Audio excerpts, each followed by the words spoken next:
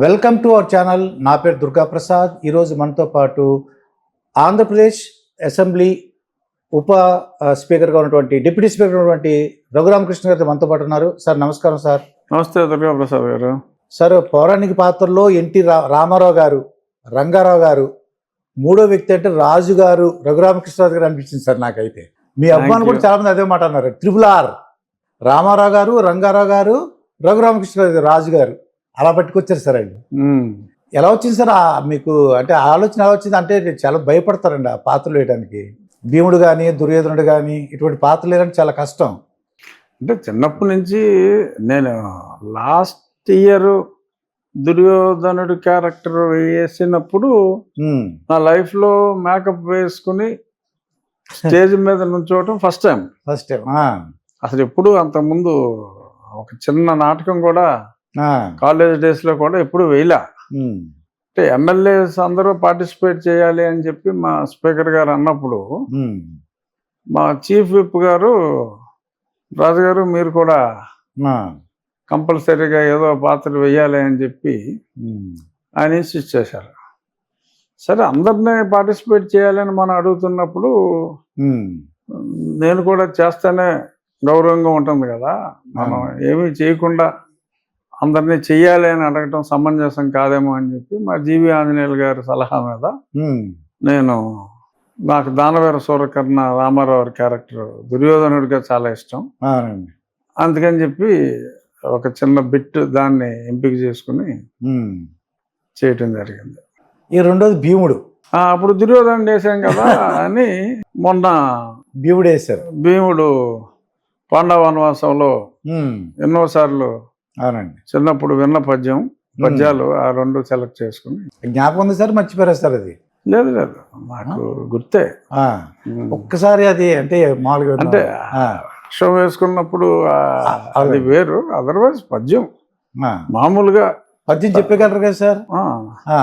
ధారుని రాజ్య సంపద మదంబున కోమలి కృష్ణ జూచి రంబోరు నిజోరు దేశమున నుండగా పిలిచిన ఈ దురాత్మ దుర్వారమదీయ బాహు పరివర్చిత చండ గదాభిఘాత భగ్నోరు తరోరు చేసద సుయోధనుని ఉగ్ర రణాగ్రనంబునన్. కానీ సార్ అది రియల్లీ గ్రేట్ సార్. అది వాళ్ళు నోరు తిరగాలి సార్. అది రియల్లీ మరి అన్నాళ్ళు ప్రాక్టీస్ చేస్తారు మనకు తెలియదు. కానీ నేను పెద్దగా అంటే నేను ప్రాక్టీస్ చేసింది అంటే మననం చేసుకున్నది ఒక 20-25 నిమిషాలు ఉండి ఉంటుంది అంతే. నేను ఇంటి దగ్గర నుంచి అసెంబ్లీకి వెళ్ళేటప్పుడు, తర్వాత ఆ డ్రామాలో పార్టిసిపేట్ చేయటానికి అసెంబ్లీ నుంచి ఆ సెంటర్కి, ఆ కన్వెన్షన్ సెంటర్కి వెళ్ళేటప్పుడు సో మననం చేసుకున్నా. ఒకసారి జ్ఞాపకం తెచ్చుకున్నారు. అలాగే ఇంకొక పద్యం కూడా ఉంది కదా, గురువృద్ధ బాంధవులు అనేకులు చూచుచుంట ద్రౌపది నిట్లు చేసిన కలుందు శాసనం లోక భీకర లీలన్ వదించి తద్విపుల వక్షస్థైల రక్తౌగ నిర్జరీ ఉర్వీపతి చూచుచుండ అని నాస్వాదించదన్ గాగృతి. కానీ అది మధ్యలో ఎక్కడ మర్చిపోతాం భయంగా ఉంటుంది సార్. కానీ అంతమంది చూసి భయం ఉన్నప్పుడు ఖచ్చితంగా మర్చిపోతాం. ఆ భయం లేదన్న, భయం ఉండకూడదు. అవునండి. మర్చిపోతామన్న ఆలోచన మీకు వచ్చిందా ఖచ్చితంగా మర్చిపోతారు. కరెక్ట్ అండి. అక్కడ ఎక్కడ ఇబ్బంది పడతాం అనుకున్నామా అయిపోయింది, బ్రేక్ అయిపోతే దైద్యం వచ్చిపోతుంది. కానీ మీరు వాళ్ళు చెప్తుంటే ఇక్కడ కింద చప్పట్లు ఏళ్ళు చూడాలంటే మినిస్టర్లు కానీ వాళ్ళు మినిస్టర్లలో కానీ అనిపించలేదండి. సీఎం గారు కానీ, డిప్యూటీ సీఎం గారు కానీ. లాస్ట్ టైం డిప్యూటీ సీఎం గారు ఉన్నారు, మొన్న డిప్యూటీ సీఎం గారు లేరు. అదే లాస్ట్ టైం మొత్తానికి ఈ రెండు పాత్ర చేసినప్పుడు ఏమన్నారు సార్ వాళ్ళు చూసిన తర్వాత? వాళ్ళు అంటే బాగా చేసావమ్మా అన్నారు మా సీఎం గారు. డిప్యూటీ సీఎం గారు కూడా పవన్ కళ్యాణ్ అయితే మరి మొట్టమొదటిసారి ఉన్నారండి. ఉన్నారు, ఆయన నవ్వుకున్నారు. అంటే ఏం లేదండి, వాళ్ళు వేసే పాత్ర, ఇప్పుడు పవన్ కళ్యాణ్ గారు వేసే పాత్ర మీరు వేసేసారు అంటే ఆయన స్టైల్లో ఆయన ఉంటే చాలా బాగా చేస్తారు సార్. ఎక్సలెంట్. ఫ్యూచర్ లో కూడా మంచి మంచి ఏంటి సార్ ఇంకా అవకాశం. కృష్ణుడే నెక్స్ట్ రఘురామకృష్ణరాజు అయితే 20 కిలోలు తగ్గాలి. అలాగే సార్. ఇది ఇప్పుడు నవ్వుగా మా రఘురామకృష్ణరాజు గారు ఆ కృష్ణుడు అనుకుంటాం. కృష్ణుడు ఎలా కూడా ఉండొచ్చు. అయితే సార్ ఇప్పుడు గరికపాటి నరసింహారావు గారు రీసెంట్గా ఈ ఉచితాల గురించి మాట్లాడుతూ చెప్పారన్నమాట అండి. అది విన్నారో లేదో లేదా చెప్పమంటారా? నేను వినలేదండి.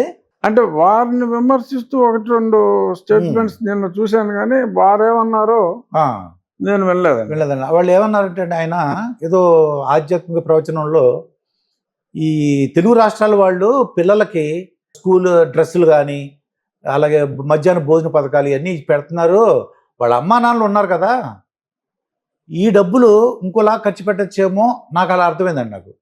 అందుకు ఆ మధ్యాహ్న పథకం లేకుండా మేము చిన్నప్పుడు చదువుకున్నాం కదా, చాలామంది అలా చెప్తున్నారండి, మేము చిన్నప్పుడు చదువుకున్నాం, మా అమ్మగారు చదువుకున్నారు, మా నాన్నగారు చదువుకున్నారు, జిల్లా పరిషత్ స్కూల్ చదువుకు, మాకు ఎప్పుడు మధ్యాహ్న భోజన పథకాలు లేవు, డ్రెస్సులు ఇవ్వలేదు, పుస్తకాలు ఇవ్వలేదు.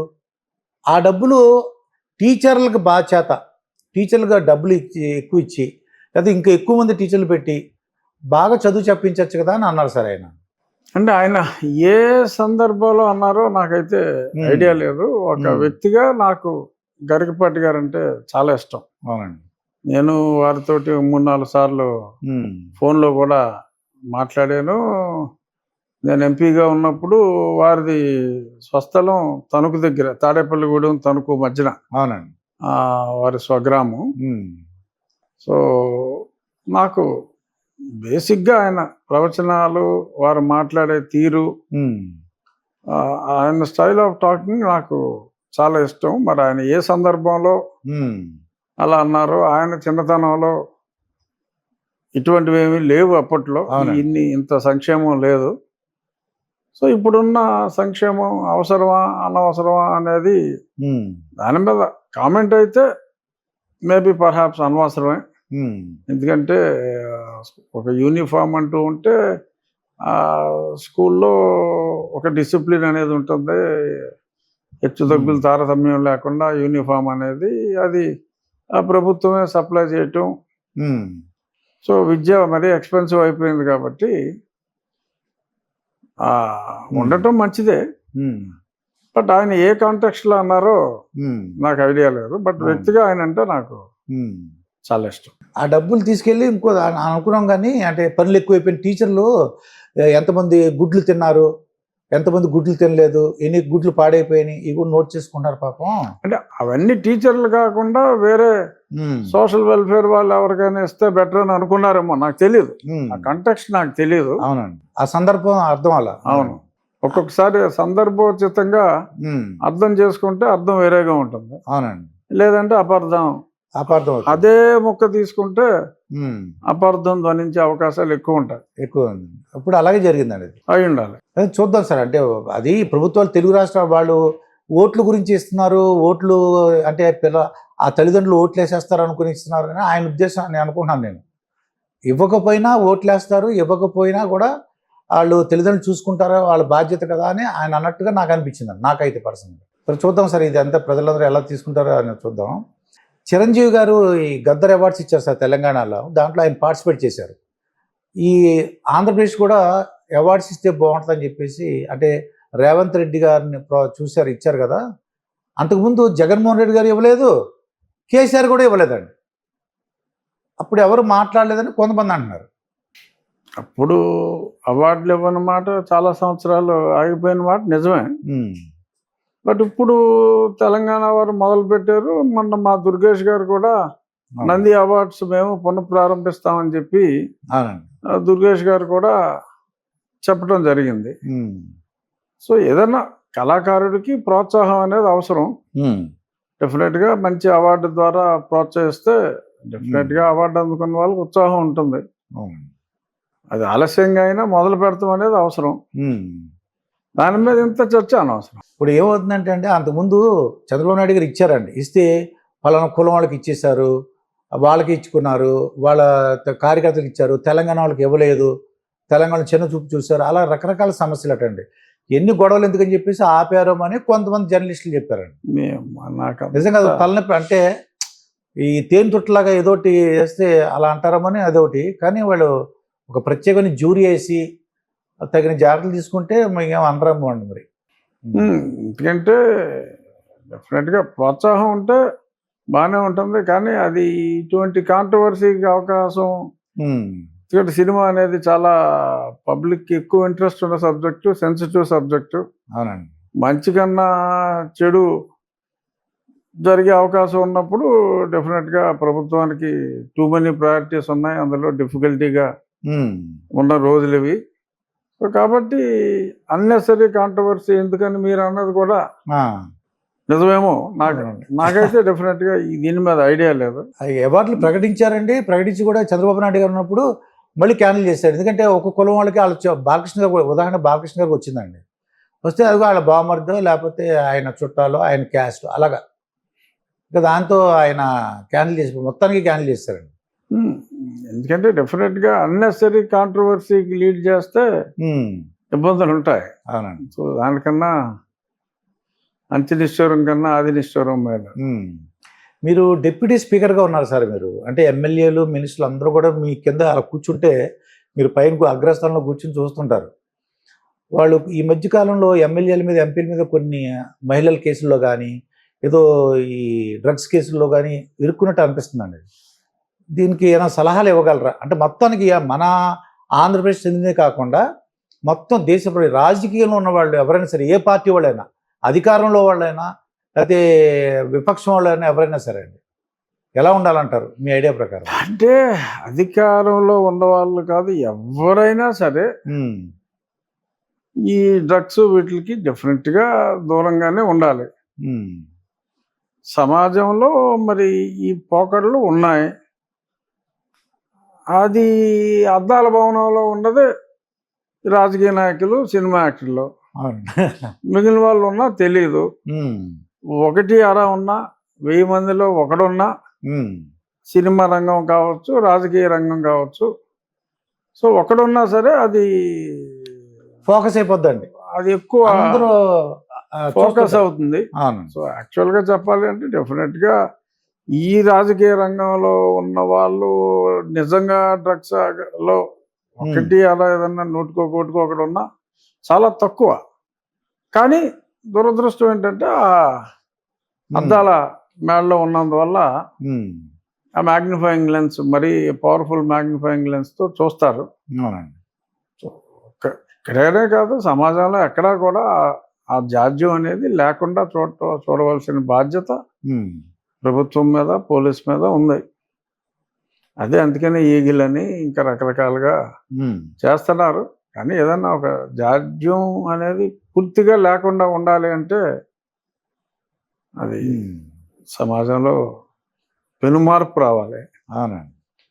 అంత ఈజీ కాదు. అంటే కొంతమంది మహిళలు ఏం చేస్తారంటే డబ్బులు అవతల వాళ్ళకి, ఎమ్మెల్యే పదవిలో ఉన్న, అధికారంలో ఉన్న, డబ్బులున్న వీళ్ళు ఎరవేయడానికి అవకాశం ఉంటుందండి. అది కొద్దిగా గ్రహించుకోవాలమో అనిపిస్తుంది నాకు. గ్రహించుకుంటారు ఏదన్నా. అంటే అప్పుడు బాగా దగ్గరగా క్లోజ్గా ఉన్నారనుకోండి, ఒక 20 సంవత్సరాల నుంచో 30 సంవత్సరాల నుంచి క్లోజ్గా ఉండొచ్చండి. సడన్గా ఎలా తీయగలుగుతున్నారు వాళ్ళు, అది ఆశ్చర్యంగా ఉంటుందండి. అంటే ఏదో కుట్ర ఏదో ఉందన్నమాట. అవును, కుట్ర యాంగిల్ లేకుండా ఇదంతా ఇటువంటివి బయటికి రావు కదా. 20 సంవత్సరాలు 30 సంవత్సరాల నుంచి లేదా 10 సంవత్సరాల నుంచి పరిచయం ఉన్న వాళ్ళు డెఫినెట్గా కుట్ర. దానికి తోడు ఇప్పుడు టెక్నాలజీ కూడా చాలా మారిపోయింది కదా. ఇప్పుడు మనం చూస్తున్నాం కదా, చనిపోయిన నటులతో కూడా సినిమాలు తీస్తున్నారు న్యాచురల్గా, వాళ్ళే యాక్ట్ చేసినట్టు. సో మరి అంత టెక్నాలజీ వచ్చిన తర్వాత గౌరంత అని కొన్నంత చేయటం చాలా సులభం. ఇప్పుడు నాకు అర్థమైందంటే ప్రతి ఎవరితో మాట్లాడుతున్నావు, ఎవరితో ఏం చేస్తున్నావు, ఏ సమయంలో అన్ని కూడా చాలా జాగ్రత్తగా ఉండాలి. జాగ్రత్తగా ఉండాలి. వాళ్ళ జోలికి వెళ్ళకుండా ఉంటే మంచిది అనిపిస్తుంది నాకైతే. ఖచ్చితంగా. ఇప్పుడు ఈ డ్రగ్ కూడా నిజంగా పిలిచి ఎమ్మెల్యేని పిలిచి ఎదుగుండి పెట్టించారనుకోండి, తీసుకున్నారా లేదనేది తర్వాత టెస్టింగ్ ముందు స్ప్రెడ్ అయిపోతుంది కదా సార్ అది. అవును, డెఫినెట్గా ఎవరి దగ్గరికి వెళ్తున్నాము ఏంటి అనేది. అందుకనే ఇప్పుడు ప్రధానమంత్రి గారు, ముఖ్యమంత్రి గారు వీళ్ళందరూ కూడా ఎవరికైనా అపాయింట్మెంట్ ఇచ్చేటప్పుడు వారిని కలిసే ముందు ఇంటెలిజెన్స్ వల్ల బ్యాక్గ్రౌండ్ చెక్కింగ్ ఉంటుంది. డెఫినెట్గా వాళ్ళ బ్యాక్గ్రౌండ్ చెక్ చేస్తారు. ఇప్పుడు పిఎం ఎవరికైనా అపాయింట్మెంట్ ఇస్తే వాళ్ళ బ్యాక్గ్రౌండ్ చెక్ ఉంటుంది. ఎవరు పడితే వాళ్ళని ముఖ్యమంత్రులైనా ప్రధానమంత్రులైనా కలవరు. ఓకే. బహుశా ఇది దానికి కారణం ఇదే అయ్యి ఉంటుందండి. ఇది కాదు, ఇది ఎప్పటి నుంచో వస్తున్నదే. మొన్న ఈ పుట్ట మహేష్ గారిది ఏంటంటే వాళ్ళు నాకు కాల్పు, అంటే వచ్చిన పోలీసులు కాల్పులు జరిపారు. నాకు తెలిసినంత వరకు దొంగలు అనుకుంటారండి. అంటే నేను అనుకోవటం, ఎక్కువ మంది అనుకోవడం ఏంటంటే వీళ్ళు పోలీసులు అయితే భయపడరు, కానీ ఏదో దొంగోళ్ళు అనుకుని వీళ్ళు ఎదురు కాల్పులు చేస్తుంటారు ఏదో మొత్తానికి అని అన్నారు. ఏం జరిగిందో మీకు ఐడియా ఉండి ఉంటుందో. పెద్దగా ఐడియా లేదు. తెలంగాణలో జరిగింది. అవునండి. ఇంకా జనరల్గా సార్ ఈ మానవ సంబంధాల విషయంలో మా తల్లి కానీ మా చెల్లి కానీ ఏదైనా అడిగారు అనుకోండి సార్, జనరల్గా మా అమ్మ అనేవారన్నమాట, అరే నువ్వు సంపాదించుకున్నావు కదా, చెల్లి అడిగింది కదా ఇచ్చేయి అని అనేవారు. చిన్న చిన్న వస్తువులు ఏదో మిక్సీ అనో, మాకు ఇంట్లో పెద్ద అప్పుడు ఏముండేది సార్, మధ్యతరగతి మిక్సీ అని, లేదంటే ఒక మోటార్ సైకిల్ అనో, నువ్వు కొన్నాళ్ళు వాడుకున్నావు కదా ఇచ్చేసేయి, నువ్వు మళ్ళీ సంపాదించుకున్నావు అనేవారండి. ఈ చూస్తుంటే జగన్ గారిది, షర్మిల గారిది, మరి ఆ విజయమ్మ గారు చూస్తుంటే అంటే జనరల్గా మీరు మాట్లాడకూడదు, అంటే మానవ సంబంధాలు ఎలా ఉన్నాయని అడుగుతున్నాను అన్నమాట. అంటే ఇచ్చేయచ్చు కదా అని అన్నప్పుడు తల్లి ఇచ్చేయచ్చు కదా అని. అంటే ప్రతి కుటుంబంలో కూడా ఎన్నో కొన్ని సమస్యలు అనేది సహజం దుర్గాప్రసాద్ గారు.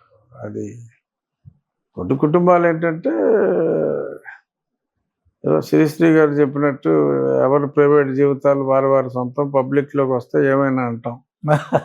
సో అలాగా పబ్లిక్ లైఫ్లో ఉన్నప్పుడు కొంచెం ఎక్కువ మంది కామెంట్ చేసే అవకాశం ఎక్కువగా ఉంటుంది. బట్ నేను ఎప్పుడు పెద్దగా దాని గురించి నేను కామెంట్ చేయలే ఎప్పుడు కూడా. నేను so I don't want to make any comment. చూసారా? చూస్తాను, రోజు పేపర్లు చూస్తాం కదా, అది వారి కుటుంబ వ్యవహారం. సో ఎవరి పర్సెప్షన్ వాళ్ళకు ఉంటుంది. ఇప్పుడు జనరల్గా ఒక ఉండి ఎమ్మెల్యేగా, డిప్యూటీ స్పీకర్గా ఇలాంటి కేసులు వచ్చినాయి సార్, మామూలుగా మధ్యతరగతి వాళ్ళు, మా అబ్బాయి తల్లి చెల్లి మీ దగ్గర వస్తే మీరు జనరల్గా ఏం చెప్తారు, ఇచ్చేమని చెప్తారు అనుకుంటున్నాను నేను. జనరల్గా ఏంటంటే అది వాళ్ళ అంతర్గత వ్యవహారం, కానీ మీ దగ్గర వచ్చారు వారి కుటుంబ వ్యవహారం. పెక్యులర్ ఇష్యూస్ లేండి ఇలాంటి వాటిల్లో మనం. సో అన్నెసరీగా ఏంటంటే వాళ్ళు తెలియక మొత్తం లోకల్ ఉన్న ఎమ్మెల్యేగా ఎంపీ దగ్గరికి వచ్చేస్తారన్నాడు, వచ్చేసి కొంచెం చెప్పండి సార్ మా అబ్బాయికి అని అంటుంటారు అనుకోండి. జనరల్గా మీరు చెప్తే వింటాడన్న ఏదో అంటుంటారండి. జనరల్గా అటువంటి విషయాల్లో కూడా నేను జనరల్గా ఏదైనా పబ్లిక్ సమస్య, కామన్ సమస్య తప్ప ఇలా కుటుంబ సమస్యల జోలికి పెద్దగా అవునండి నియోజకవర్గంలో కూడా నేను వేలు పెట్టనండి. ఎందుకంటే ఎవరి ఇండివిజువల్ పర్సెప్షన్, వాళ్ళ థింకింగ్ వాళ్ళకు ఉంటుంది. అవునండి. సో వాళ్ళ ప్రాబ్లం ఏంటనేది వాళ్ళ మైండ్లో దూరి మనం తెలుసుకోలేం. జనరల్గా మా కామన్ పీపుల్ మధ్యతరగతిలో ఉండేది ఏంటంటే ఇచ్చేయమంటారండి. ఇచ్చేస్తే అంటే డబ్బులు సంపాదించుకునే కెపాసిటీ ఉంటే మాత్రం ఇచ్చేయమని చెప్తారు జనరల్గా. నేను అబ్జర్వ్ చేసింది. ఇచ్చేయమని చెప్పడం డెఫినెట్గా సులభం. అది భార్య ఒప్పుకుంటుందా లేదని పక్క విషయం అయితే, ముందు మాత్రం ఆ తల్లి చెల్లి అనేస్తారు, చుట్టుపక్కల వాళ్ళు కూడా చెప్తున్నారు. నేను చాలాసార్లు చూశానండి జనరల్ కేసులు. తర్వాత మహిళలు అయితే ఎలా అయినా మాట్లాడించండి సార్, నాకు అంటే కూటమి ప్రభుత్వంలో మాకు అనిపిస్తుంది మహిళలతో ఏమన్నా మాట్లాడించచ్చేమో, చంద్రబాబు నాయుడు గారు కానీ, లోకేష్ గారు కానీ, పవన్ కళ్యాణ్ ఏం అనరేమో అని అనిపిస్తుంది సార్ మాకు అని చాలామంది అంటున్నారు. మహిళల చేత ఏమన్నా అనిపిద్దాం, ఎందుకంటే మహిళల జోలికి వెళ్ళొద్దు అనే మాటలు వినపడుతున్నాయండి. అది అలుసుగా తీసుకుని కొంతమంది మహిళలు ఎలా పడితే అలా మాట్లాడుతున్నారా అని. మీరు ఏ సందర్భంలో అంటున్నారో కానీ జనరల్గా మహిళలు ఎక్కువ మాట్లాడరు. ఒకవేళ మాట్లాడినా వారికి ఎగెన్స్ట్గా మళ్ళీ కూడా ఎక్కువ మాట్లాడరు. అది మన సమాజంలో ముందు నుంచి వస్తున్నది. అది అంటే ఏం లేదండి, రోజా గారి విషయం మీరు విని ఉంటారు సార్. అది ఏంటంటే ఉగాది ఫంక్షన్కి భువనేశ్వర్ గారు భార్య గారు రాలేదు, హెరిటేజ్లో పాలు పితుక్కుంటున్నారా అని అనేసిందండి రోజా గారు. అంటే మహిళ కాబట్టి మనవాళ్ళు అనేసి, అంటే మిగతా వాళ్ళు బాధపడుతున్నారు అనుకోండి, కార్యకర్తలు కానీ అభిమానులు కానీ, భువనేశ్వరం గారి లోకేష్ గారు అట్లా ఉంటే దురదృష్టం. అంతకుమించి వీ క్యాన్ కామెంట్. అది డెఫినెట్గా ఆవిడ అలాగే మాట్లాడుంటే దురదృష్టం. అలాగా అవునండి మాట్లాడటం. అవునండి. బట్ అది ఒకవేళ మాట్లాడుంటే ప్రజలు దాన్ని పట్టించుకుంటారని నేను అనుకోవట్లా. పట్టించుకోరు. ఇంకోసారి నిలబడినా కూడా గెలిపించడానికి అవకాశం లేదని ఇంకా ప్రజలకు దూరం అయిపోతున్నాము ఈ మాటలతో అనేసి మామూలుగా కామన్ డెఫినెట్గా సభ్య సమాజం ఇటువంటి పదజాలాన్ని ఒప్పుకోరు. 2 years బ్యాక్ అడిగాను, ఒకవేళ మీ అధికారంలోకి వస్తే మాత్రం నాకు టీటీడీ చైర్మన్ పదవి ఇవ్వమని అడిగారు. అలాగే మీరు కూడా అడగండి సార్, ఏంటంటే ఎప్పుడైనా అవకాశం ఉంటే టీటీడీ చైర్మన్ మీ అభిమానులందరికీ కూడా మా సార్ టీటీడీ చైర్మన్ అయిపోవాలని అనుకుంటున్నారండి. అంటే 2 years కంటే ఎక్కువ ఎవరు అనుకోండి నెక్స్ట్ టైం. అడిగినంత మాత్రాన ఏ పదవి ఎవరెవరు ఆ, అడగకుండా ఉంటే వచ్చేది రాక మానదు ఉమ్. అనే సిద్ధాంతాన్ని అయితే నేను నమ్ముతా.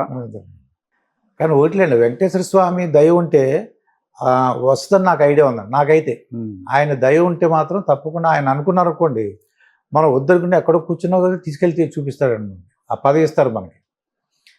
తర్వాత సార్ మీరు చాలా ఇంటర్వ్యూలు మన TV5 కానీ ఏబిఎన్ కానీ మహాన్యూస్ వంశీ గారితో కొద్దిగా ఇంటర్వ్యూ చేసినట్టు నాకు అనిపించిందండి. అంటే సాంబశివరావు గారు, మూర్తి గారు, అలా ఏబిఎన్ వెంకటకృష్ణ గారు, మహాన్యూస్ వంశీ గారు, వాళ్ళది ఎలా ఉంటుంది అనిపిస్తుంది సార్? అంటే వాళ్ళు ఎప్పుడు కూడా వాళ్ళ దగ్గర మీరు మాట్లాడతారు కానీ వాళ్ళ గురించి ఒకసారి నాకు తెలుసుకోవాలని ఉంది. మీ ద్వారా అసలు ఇంటరాక్షన్ ఎలా ఉంటుందని సాంబశివరావు గారు కానీ. మామూలుగా పబ్లిక్ ఫంక్షన్లో కలిసినప్పుడు ఆప్యాయంగా మాట్లాడుకుంటాం అందరితో. అన్ని ఛానల్స్ తెలిసిన వాళ్ళు అందరితోటి ఆప్యాయంగానే ఉంటాం. బట్ డెఫినెట్గా అప్పుడు గత ప్రభుత్వ పాలనలో మొదటి సంవత్సరం తీసేస్తే ఓ 4 సంవత్సరాల పాటు నేను అట్లీస్ట్ వారానికి 2 నుంచి 3 రోజులు డైలీ రచ్చబండి ఉండేది. అవునండి. 2 నుంచి 3 రోజులు అటు వెంకటకృష్ణ గారు కానీ ఇటు మూర్తి గారు సాంబశివరావు గారు వీళ్ళతోటి ఉండేది ఇంటరాక్షన్. డెఫినెట్గా వందల సంఖ్యలోనే ఇంటరాక్షన్స్ వెంకటకృష్ణ మూర్తి గారితో ఉండి. సాంబశివరావు గారు, అవునండి. విషయం ఏంటంటే ఆ రోజు మేము కూడా తిట్లు తినేవాళ్ళం ఇంట్లో. ఎందుకంటే మధ్యాహ్నం 1 గంట రచ్చబండి వచ్చేది అనుకుంటారు. 1 గంటకు 2 గంటలు పెట్టేవారండి కరెక్ట్గా. 1 గంట 1 o'clock స్టార్ట్ చేసేవారు. పంచి ప్రభాకర్ అని ప్రదీప్ అని ఉంటాడు సార్. పంచి PPP అని అనుకుంటున్నారు సార్ మా వాళ్ళు. పంచి ప్రభాకరు, ప్రదీప్, వీళ్ళు విన్నారో లేదో మరి. విన్నా. వీళ్ళు ఎక్కువగా నాకేమనిపిస్తుంది అంటే వాళ్ళ వల్ల మీకు మంచి జరుగుతుందేమో అనిపిస్తుంది నాకు ఒక్కసారి. అంటే వాళ్ళు ఏం మాట్లాడుతున్నారు అంటే మన తప్పులు వాళ్ళు కనిపెడుతున్నారా అనిపిస్తుంది అండి. అంటే జనరల్గా అంటే ఇప్పుడు ఏమన్నా పెద్ద నాయకుల గురించి మాట్లాడాలంటే భయపడతాం. అంటే కోర్టు కేసులు అవుతామో, పోలీసులు అరెస్ట్ చేస్తారేమని. వాళ్ళకి భయం లేదు సార్. అది ఏంటనేది అంటే ఏంటి ఆ విషయం అని మాకు అర్థం అవ్వట్లేదు సార్. చాలామంది కామన్ పీపుల్ ఏంటి అంత ధైర్యంగా అంటే సమాజం వెళ్ళిన పదాలు ఉపయోగిస్తారు సార్ వాళ్ళు. అంటే కొంతమంది బూత్ని లైక్ చేసే వాళ్ళు ఉంటారు. అవునండి. వాళ్ళు తక్కువ మంది ఉంటే ఉండొచ్చు, బట్ వాళ్ళు బూత్నే అభిమానిస్తారు. సో అటువంటి బూత్ని అభిమానించే వాళ్ళు ఇటువంటి వాళ్ళ వీడియోస్ చూస్తారు. అంటే కాబట్టి వాళ్ళకి కొంత వ్యూవర్షిప్, ఆ బూత్ అభిమానుల వ్యూవర్షిప్ డెఫినెట్గా కొంచెం ఉంటుంది వారికి. అంటే వాళ్ళు భయం లేదండి. అంటే వీళ్ళు ఎందుకు రేవంత్ రెడ్డి గారు కూడా అంటూ నేను విన్నానండి. అంటే భయం లేదు కన్నా మళ్ళీ లేదా బరి తెగించారంటారా? ఇప్పుడు సంస్కారం అనేది అది పుట్టుకతో రావాలండి. లేదు ఓకే అభ్యాసం వలన మంచి డెఫినెట్గా కొంతమంది ఉంటారు అవుట్లాస్, ఏది పడితే అది మనం మాట్లాడవచ్చు. పైగా విదేశాల్లో ఉన్నాం కాబట్టి మన మీద చర్యలు తీసుకోవాలన్నా కూడా ఈ చట్టాల ప్రకారం అది సాధ్యం కాదు అని ఉన్నప్పుడు సో దాన్ని ఒక రకమైన బరితెగింపులాగా భావించాలి. బట్ వాళ్ళని ఏదో అచ్చోసిన ఆంబోతుల్ని ఊరి మీద వదిలేసినట్టు దాన్ని ఎవరో ఏమి చేయకూడదని కొన్ని సంఘ నియమాలు ఉంటాయి. అవునండి. సో అలాగా అచ్చోసిన ఆంబోతుల్లాగా వదిలేయటమే. Ignorance is the best thing. వాళ్ళని ఇగ్నోర్ చేయటమే బెటర్. బట్ వాళ్ళని అభిమానించే 10,000 15,000 వ్యూస్ లేకపోతే 25,000 వ్యూస్ వస్తూ ఉంటాయి. ఆ వ్యూస్ చూసి కంగారు పడక్కల్లా. ఆ చూసే వాళ్ళే, ఆ బూతులు లైక్ చేసే వాళ్ళే పదే అదే పనిగా అవి చూస్తారు. మీరు ఎవరి గురించి అన్నా మంచి మాట్లాడితే వాళ్ళు చచ్చినా చూడరండి. అవునా, చూడరు. సో ఆ గ్రూప్ వాళ్ళకు ఉంటుంది. సో దాన్ని మనం ఏం చేయలేం. చంద్రబాబు నాయుడు గారు డిప్యూటీ ప్రైమ్ మినిస్టర్ అయిపోతున్నారు అనేసి చాలా వార్తలు వచ్చినాయి సార్. మీరు విన్నారా లేదో మరి? సోషల్ మీడియాలో కానీ మామూలుగా కొన్ని ప్రముఖ టీవీ ఛానల్స్ కూడా వచ్చేసినాయండి. ఇంకా నెక్స్ట్ కాబోయే చీఫ్ మినిస్టర్ అయినా ఈయన డిప్యూటీ PM. మరి అది అంటే రాజకీయం కాదు ఇది. ఒకవేళ ప్రైమ్ మినిస్టర్ పదవి వచ్చింది అనుకోండి, ఆయన డిప్యూటీ ప్రైమ్ మినిస్టర్ ఇది కూడా నాకు ఒక రకంగా అనవసరమే కానీ ఖచ్చితంగా దేవగౌడ గారి టైంలో ఆయనకి ప్రధానమంత్రిగా అవకాశం వచ్చిన మాట అప్పుడు అది నిజం. అవునండి. అది నిజం. ఆయన అప్పుడే దాన్ని కాదనుకున్నారు. ప్రధానమంత్రి అవకాశం ఎప్పుడూ వచ్చిన అవకాశాన్ని కూడా ఆయన 96, 97 ఆ టైంలో వచ్చిన అవకాశాన్ని ఆయన వద్దనుకున్నారు. ఇది రాష్ట్ర అభివృద్ధి గురించి అని అన్నారండి. అదే ఇప్పటికన్నా రాష్ట్రం ఎక్కువ కష్టాల్లోనే ఉంది కాబట్టి సో అప్పుడే ప్రధాని పదవే నాకు వద్దు అని అన్న వ్యక్తి ఇటువంటి ఆలోచనని దగ్గర రానిస్తారా అనేది సరే అవకాశం గురించి నేను మాట్లాడతాను.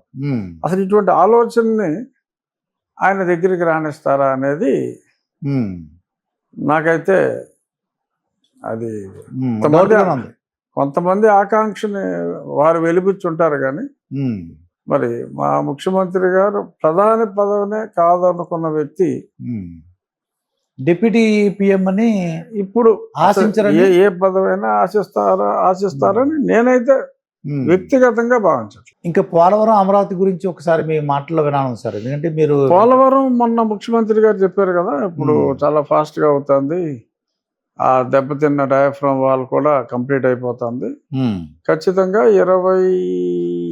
28 ఖరీఫ్ సీజన్ కి అందుబాటులోకి మొదటి ఫేజ్ అయితే అందుబాటులోకి వస్తుందని ప్రోగ్రెస్ ని బట్టి చెప్పారు. సో ఖచ్చితంగా అది వచ్చే అవకాశాలు పుష్కలంగా ఉన్నాయి. అదండి మనకి అంటే ప్రకృతి కూడా సహకరిస్తుందండి. అలాగే అమరావతి కూడా మొన్న మా అసెంబ్లీ ఆర్కిటెక్ట్ కూడా మాకు ప్రజెంటేషన్ ఇచ్చారు, మా స్పీకర్ గారు మేము అందరం ఉన్నాం. సో అది కూడా 28 అట్లీస్ట్ మాన్సూన్ సెషన్ టైంకి అయితే ఖచ్చితంగా రెడీ చేయగలమనే చెప్పారు. ఫౌండేషన్స్ లెవెల్లో ఉన్నాయి వర్క్స్. బట్ అమరావతిలో ఈ ఫస్ట్ ఫేజ్ ఏదైతే అనుకున్నారో అక్కడ ప్రోగ్రెస్ అయితే ఇప్పుడు వేగవంతంగా నడుస్తుంది. మొన్న మేము ఎమ్మెల్యే క్వార్టర్స్, ఆఫీసర్స్ క్వార్టర్స్ కూడా చూడటానికి వెళ్ళాం. ఖచ్చితంగా మే నెలాఖరికి ఎమ్మెల్యే క్వార్టర్స్ ఆక్యుపెన్సీకి రెడీ అవుతాయి. ఈ మేకి సార్, ఈ మేకి ఎమ్మెల్యే క్వార్టర్స్ అన్ని. అయితే నెక్స్ట్ సెషన్ కి మీరు అక్కడి నుంచి వెళ్తారేమో? అయితే ఎమ్మెల్యేలు అందరూ అక్కడి నుంచి వస్తారు, అందులో డౌట్ లేదు. అలాగే ఆఫీసర్స్ క్వార్టర్స్ కూడా ఇంటీరియర్స్ ఫిక్సింగ్ అంతా, కబోర్డ్స్ ఫిక్సింగ్ అంతా అవుతుంది, ఫాస్ట్ గానే అవుతున్నాయి. మినిస్టర్స్ క్వార్టర్స్ కు, జడ్జెస్ కూడా జూన్ నెలాఖరికి అవి కూడా రెడీ అవుతున్నాయి. So progress is very much, ఇది ఉంది, మంచి ప్రోగ్రెస్ ఉంది. అనకాపల్లి అనకాపల్లిలో 1,00,000 మందికి ఉపాధి కలిగేలాగా. ఉపాధి 1,00,000 మంది కాదు, వాళ్ళు చెప్పింది 25,000. సుమారు 1,50,000 కోట్లు ఫైనల్ ఫేజ్ అయ్యేటప్పటికి 1,50,000 కోట్ల పెట్టుబడి ఆ నక్కపల్లి ప్రాంతంలో వస్తుంది. Major steel plant Arcelor Mittal and Nippon steel అనేది జపాన్ లో one of the largest steel company. So అది రావటం, దానికి ఒక సెపరేట్ ప్రైవేట్ పోర్టు ఇన్ఫ్రాస్ట్రక్చర్ అంతా వస్తుంది. సో ఆ ప్రాంతం డెఫినెట్ గా బాగా అభివృద్ధి చెందడానికి డైరెక్ట్ ఎంప్లాయ్మెంట్ 25,000 అయినా. అవునండి. సో కన్స్ట్రక్షన్ టైంలో చాలా అడ్వాంటేజెస్ ఉంటాయి. మిగతా వాళ్ళ ఫ్యామిలీ మెంబర్స్ ఏదో ఒక, అంటే చుట్టుపక్కల ఏదో వ్యాపారాలు పెట్టుకుంటారు, పెద్ద యాక్టివిటీ ఉంటుంది కదా, వచ్చేవాళ్ళు పోయేవాళ్ళు, మరి వాళ్ళ భోజనాలు, తర్వాత హోటల్స్ వస్తాయండి, అన్నీ వస్తాయి. ఆ ప్రాంతం అంతా కూడా అక్కడి నుంచి ఆల్మోస్ట్ కాకినాడ దాకా ఆ కోస్టల్ కారిడార్ అంతా కూడా మాక్సిమం పొటెన్షియల్ ఉంది అప్పుడు. అవునండి. భవిష్యత్తులో చాలా ఇండస్ట్రీస్ అక్కడ, కాకినాడ SEZ ఉంది, అన్ని కూడా మంచి సర్వతోముఖాభివృద్ధికి అవకాశాలు చాలా ఎక్కువగా ఉన్నాయి.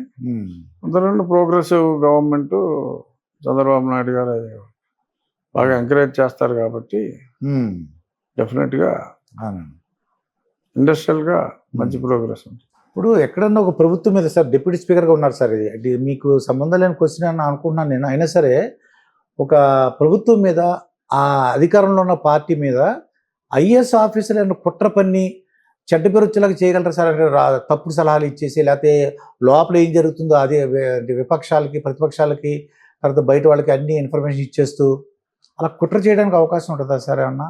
అంటే పెద్దగా అవకాశం అనేది, ఎందుకంటే అంటే అప్రమత్తంగా ఉండవలసిన పని ఉందా లేదా? ప్రభుత్వం ఏం చేసినా కూడా జనరల్గా పెద్ద సీక్రెట్లు ఏముంటాయని, అంతా ఏం చేసినా ఓపెన్ గానే ఉంటుంది. పెద్దగా రహస్యాలు లాంటివి చెడ్డ పెద్దగా, పని చేయాలంటే రహస్యంగా ఉండాలి సార్. అదే అందుకని పెద్దగా. బట్ కుట్ర చేయటం, తప్పుడు సలహాలు ఇవ్వటం అనేది, తప్పుడు సలహాలు తెలియక ఇచ్చే వాళ్ళు ఉండొచ్చు. బట్ దానికి ఒక కుట్ర యాంగిల్లో తప్పుడు సలహాలు ఇవ్వటం అనేది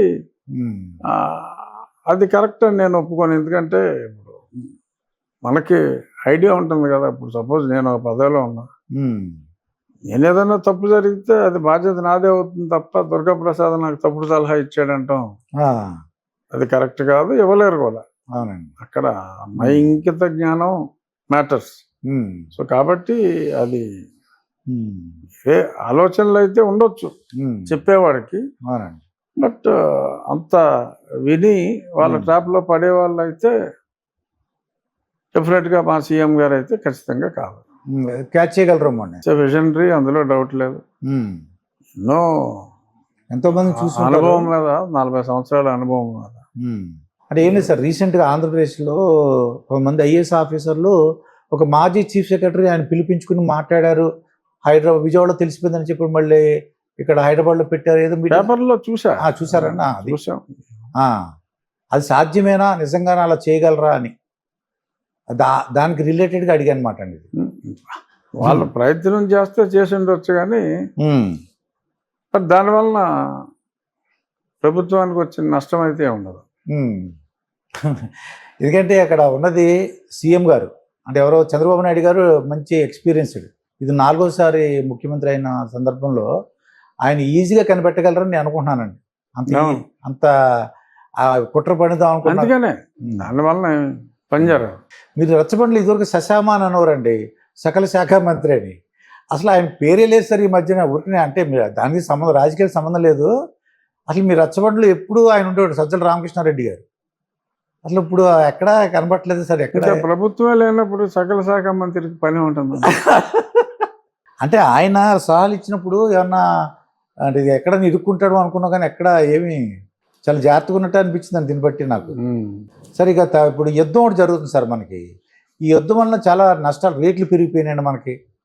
అలాగే చాలా గ్యాస్ దొరక్క, దీనివల్ల ఏమవుతుందంటే ప్రజలు అర్థం చేసుకోవాలండి.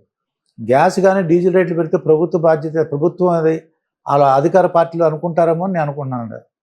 దానికి ఏమన్నా క్లారిఫికేషన్ ఇస్తారా? ఉంటుంది, అందులో ఎటువంటి సందేహం లేదు. గ్యాస్ కొరత ఉందండి, డీజిల్ రేట్ పెరగడం వలన డెఫినెట్గా ఇంపాక్ట్, ఇదే కొనసాగితే ఇంపాక్ట్ ఉంటుందండి. ప్రజల్లో ధరల ప్రభావం ఖచ్చితంగా ఉంటుంది. సో దాని ఇంపాక్ట్ ఓవరాల్గా కూడా ఉంటుంది. ఇప్పుడు అంటే ప్రభుత్వం కావాలని చేసింది కాదు అని చెప్పాలి, మనకు సంబంధం లేదు కదా. ఏయో 2 దేశాలు కొట్టుకుంటున్నాయి. సో కొట్టుకున్నప్పుడు ఎఫెక్ట్ వేరే దేశాల మీద పడుతుంది. సో వేరే దేశాల మీద పడ్డప్పుడు ఆర్థికంగా కొన్ని ఇబ్బందులు ఉంటాయి. ఇబ్బంది వచ్చినప్పుడు మరి కొంత ప్రభుత్వం రిజర్వ్స్ నుంచి కొంతవరకు ఖర్చు పెట్టగలిగిన స్థాయిలో ఖర్చు పెడతారు, సబ్సిడీ ద్వారా కావచ్చు, మరో రకంగా. బట్ బియాండ్ కంట్రోల్ అయితే మనం కన్జంప్షన్ తగ్గించుకోవాలి. అదే ప్రజలకు కొన్ని సూచనలు ఏంటంటే చాలామంది చెప్తున్నారండి, గ్యాస్ జాగ్రత్తగా వాడుకోండి, ఒకేసారి వండుకోండి, అలాగే చెప్తున్నారండి. ఎలక్ట్రిక్ ఇండక్షన్ కావాలండి, అలాగే ఎలక్ట్రిక్ ఓవెన్ అని, ఎలక్ట్రిక్ కెట్లు, ఎలక్ట్రిక్ ఫ్రైయర్ అవి ఉపయోగించుకోండి అని కొన్ని సోషల్ మీడియాలో ప్రజలు సలహాలు ఇస్తున్నారండి. గ్యాస్ లేదని భయపడద్దని చెప్పేసి వాళ్ళు చెప్తున్నారు, కొద్ది సలహాలు కూడా ఇస్తున్నారండి. అదే మీ ద్వారా, ఎందుకంటే ఏంటంటే అధికారంలో ఉన్న పార్టీకి, అది అధికారంలో ఉన్న ప్రభుత్వానికి, ఆ పార్టీకి చెడ్డ పేరు రాకుండా నేను ముంజార్చే చెప్తున్నామండి. అంటే వీళ్ళ వల్లే రేట్లు పెరిగిపోయిందని కొంతమంది ప్రచారం చేయడానికి అవకాశం ఉంది. అంటే యుద్ధం ఉందని అందరికీ తెలుసు కదా. అయినా సరే కొంత ఇబ్బంది కలుగుతుంది, అందులో ఎటువంటి సందేహం లేదు. అవునండి. అంటే ఎమ్మెల్యేలు కానీ ఎంపీలు అంటే రాజకీయ అధికారంలో ఉన్న వాళ్ళు చెప్పాలి సరే ప్రజలకి, రేట్లు మా వల్ల కాదు అని చెప్పి తెలిస్తే కొద్దిగా అవేర్నెస్. ప్రజలకి అవేర్నెస్ ఉందండి, ప్రజలు అంత తెలివి తక్కువ కాదు. Okay sir. స్కూల్లో అటెండెన్స్ టీచర్ గారు అటెండెన్స్ తీసుకుంటారు సార్. అటెండెన్స్ రాజు లేకపోతే రాముడు అలా లక్ష్మణ అలా పిలుస్తుంటారు. అలాగా మీరు అంటే ఎమ్మెల్యేలకి మీరు అటెండెన్స్ తీసుకోకూడదా సార్? లేదు, అటెండెన్స్ ఉంటుంది. అది ఆటోమేటిక్గా సీట్లో కూర్చున్నప్పుడు మేము ఇప్పుడు కెమెరాస్ పెట్టాం, అది ఆటోమేటిక్గా అటెండెన్స్ పడిపోతుందండి. అంతేగాని అంటే బయట రిజిస్టర్ పెడితే సంతకాలు పెట్టి ఇంత మునుపు ఉండేది, ఇప్పుడు లోపలే సీట్లో కూర్చుంటే అటెండెన్స్. అటెండెన్స్ ఓహో, సీట్లో కూర్చుంటే అటెండెన్స్. అయితే వచ్చి కూర్చుని అటెండెన్స్ చేసుకుని వెళ్ళిపోవచ్చా సార్? లేకపోతే సీట్లో కూర్చొని అంటే కనీసం ఒక 10 minutes అబ్జర్వేషన్ ఉంటుంది, 10 నిమిషాలు కూర్చుని వెళ్ళిపోవచ్చు అటెండెన్స్ వరకు. అయితే అది ఏంటి సార్, ఆ 11 మంది ఎమ్మెల్యేల గురించి అడుగుతున్నాం సార్. డైరెక్ట్ గా రావట్లేదు కదా, ఎందుకు ఓపెన్ గా రావట్లేదు. మరి వస్తే బాగుంటుంది డెఫినెట్ గా. రమ్మనే మా స్పీకర్ గారు మేము చెప్తున్నాం, బట్ వారికి ఇంట్రెస్ట్ లేదు, రావట్లేదు. అంటే ఏం లేదు సార్, ఇప్పుడు ఆ 11 మంది ఎమ్మెల్యేలు ప్రజల్లో తిరగకుండా ఉన్నారనుకోండి, అసెంబ్లీలో మాట్లాడారనుకోండి, పేరు ఉండదు, మళ్ళీ గ్యారంటీగా ఓడిపోతారు అనేసి కొంతమంది అంటుంటారండి. కొంతమంది ప్రజలు వాళ్ళు ఎవరో కూడా తెలియదు. ఇప్పుడు నిజంగా మీరు అడిగిన 11 మంది ఎమ్మెల్యేలు మీరు చెప్పగలరా లేదో నాకే డౌట్, నాకు కూడా తెలియదండి. అవును, వాళ్ళు రావాలి. ఒకళ్ళు తెలుసండి, చంద్రబాబు మన జగన్మోహన్ రెడ్డి గారు తెలుసండి. అదే కొంచెం ఫేమస్ పేర్లు తెలుస్తాయి, పెద్దిరెడ్డి గారు ఇలాంటివి 2-3 తెలుస్తాయి. మిగిలిన వస్తే కొంచెం ఎక్కువగా తెలిసే అవకాశం ఉంటుంది. అది వస్తే వాళ్ళు ఏదోటి మాట్లాడతారు కదా సార్, ఏదోటి మాట్లాడడం వలన అంటే జగన్మోహన్ రెడ్డి గారు రమ్మని చెప్తే బాగుంటుంది అనిపిస్తుంది నాకైతే. ఇప్పుడు ఆయన రాకపోయినా మిగతా 10 మందిని వెళ్ళండి మాట్లాడండి అంటే బాగుంటుందేమో అని. ఇంకా ఆయన రానప్పుడు ఆయనకి నైతికంగా చెప్పే హక్కు ఉండదు, ఆయన వస్తే అందరూ వస్తారు. ఇప్పుడు మరి కెమెరాలు పెట్టారు కదా సార్, 10 నిమిషాలు రాలేదనుకోండి వాళ్ళకి మరి డిస్క్వాలిఫై అయిపోతారేమో అండి, ఎన్నిసార్లు రాకపోతే అది ఏదో ఉంది రూల్ అని. అవును, ఇంకా టైం ఉంది, చూడాలి. ఇది కొత్తగా పెట్టారు సార్, ఇది కొత్తగా ఈ మొన్న సెషన్ నుంచి పెట్టాం. మరి సెషన్ వచ్చేసారు 11 మంది వచ్చినట్టు, ఒక్కరు కూడా రాలా. అలా ఎన్నిసార్లు రాలేదనేది ఏదో ఉండుంటుంది అనుకుంటా. ఇంకా లాస్ట్ మినిట్లో వస్తారు మళ్ళీ ఇంకా ఆఖరిసారి ఇంకా డిస్క్వాలిఫై అయిపోతారు అనుకున్నప్పుడు వచ్చి 10 నిమిషాలు కూర్చొని మీరు అన్నట్టు వెళ్ళిపోవడానికి అవకాశం ఉంది, ఉండొచ్చు. ఇది ఇంకొక డిప్యూటీ స్పీకర్గా మాట్లాడే ప్రశ్న ఉంది సార్. ఏంటంటే అది పిల్లల్ని ఎక్కువ మంది కనండి అని చెప్పేసి పొలిటీషియన్స్ చెప్తున్నారండి. 3 ఉంటే ఇంకా మంచిది, ప్రోత్సాహాలు కూడా ఉన్నాయని చెప్పి. అంటే ఇప్పుడు జనాభా తిరోగమనంలో ఉంది కాబట్టి, నెగిటివ్ గ్రోత్ ఉంది కాబట్టి, సో పాజిటివ్ గ్రోత్ అనేది అవసరం అని సీఎం గారు. అది నిజంగా ఇప్పుడు మిగిలిన దేశాలన్నీ కూడా, ఇప్పుడు చైనా కూడా ఇన్సెంటివ్స్ ఇస్తుంది.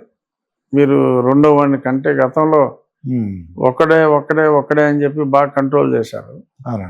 ఇప్పుడు వాళ్ళు జనరేషన్ ఓల్డ్ అయిపోతుంది, వాళ్ళు కూడా రెండో వాడిని కంటే చాలా ఇన్సెంటివ్స్ ఇస్తున్నారు.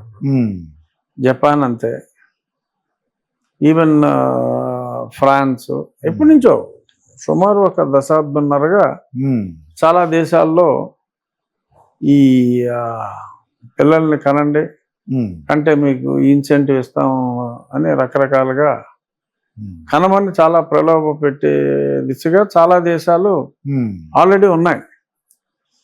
సో మనం ఇప్పుడు మేల్కోవాల్సిన అవసరం వచ్చింది.